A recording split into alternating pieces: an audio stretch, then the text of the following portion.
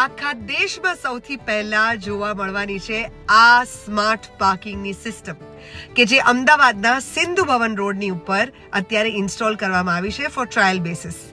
I am going to show it to you.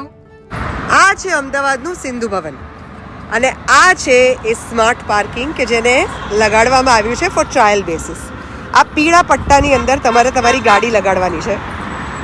માની લો કે આ પીળો પટ્ટો તમે પસંદ કર્યો તો તમારી ગાડી આની ઉપર આવશે અને બરાબર આની વચ્ચે તમારે તમારી ગાડી પાર્ક કરવાની છે.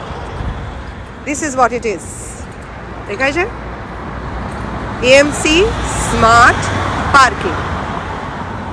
આની ઉપર જ્યારે ગાડી મૂકો ત્યારે આ લાલ ભાગ જે છે એ ઊંચો આવશે અને તમારી ગાડી અહીંયા લોક થઈ જશે.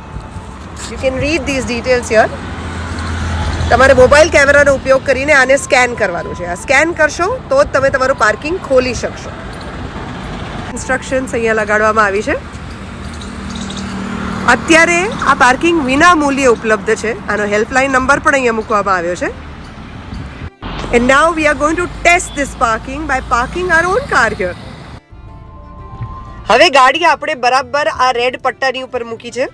જુઓ નીચે અત્યારે યલો પટ્ટો દેખાય છે. ધીમેથી એમાં રેડ પટ્ટો ઉપર આવશે. એ કેવી રીતે આવશે પેલી બાજુથી તમને બતાડું. આ રેડ પટ્ટો જે છે એ ઉપર લાવવાનો છે તમારે. 4 મિનિટ પછી આ રેડ પટ્ટો ઉપર આવશે. ત્યાં સુધી તમારી ગાડી ત્યાં ને ત્યાં રહેશે.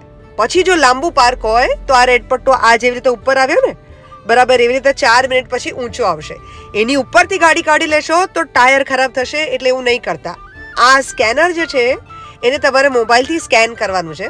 તમે મોબાઈલથી સ્કેન કરશો એટલે તમને એક લિંક ઓપન કરી આપશે. આ લિંક પર તમે કેટલા વાગે પાર્કિંગ કર્યું એની બધી ડિટેલ્સ હશે. આટલા વાગે તમે મૂક્યું અને આટલા વાગે હવે તમે કાર અનલોક કરી રહ્યા છો એ બંને ડિટેલ્સ એની અંદર આવશે. તમે અનલોક કાર પ્રેસ કરશો એટલે ઓટોમેટિકલી આ રેડ પટ્ટો જે ઉપર આવેલો એ ધીરે રહીને નીચે જતો રહેશે. યા લેટ્સ સી લાઈક ધેટ. ઇન્ડિયાનું સૌથી પહેલું સ્માર્ટ પાર્કિંગ છે આ પ્રોજેક્ટ જે છે એ સિંધુ ભવન પર આ ગાર્ડન અને સામે ARA બરાબર એની સામે મૂકવામાં આવેલો છે. 5 સેમ્પલ અત્યાર સુધીમાં બનાવવામાં આવ્યા છે અને આ સેમ્પલ 1 મહિના માટે ટ્રાય કરવામાં આવશે અને સફળ થાય તો પછી આખા ભારતને ભેટ. તમે જાતે પણ આવીને ટેસ્ટ કરી શકો છો. હાય.